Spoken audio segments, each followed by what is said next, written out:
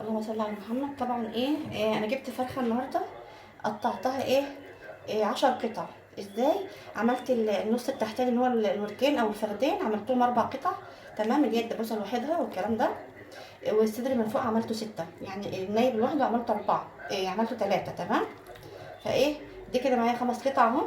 خلاص.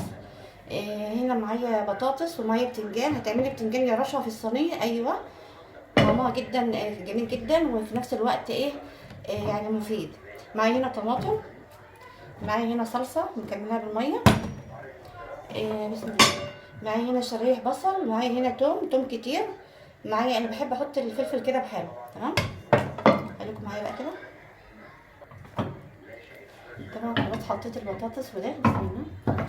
البتنجان معايا هنا برضه الخليط.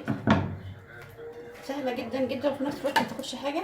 طبعا فرمت التوم عمري ما اتفرم. بسم الله.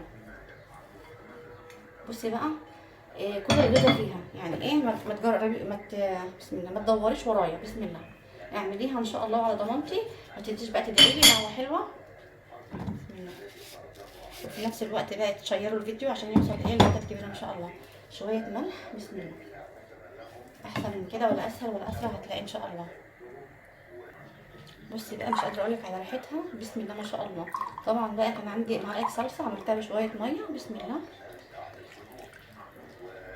انت كمان جربيها، سهله وفي نفس الوقت اقتصاديه. هحط بقى شويه زيت صغيرين. ده اختياري. عاوزه تحطي زيت ماشي، مش عاوزه خلاص. عاوزه انك سمنه حطي، كله شغال ان شاء الله.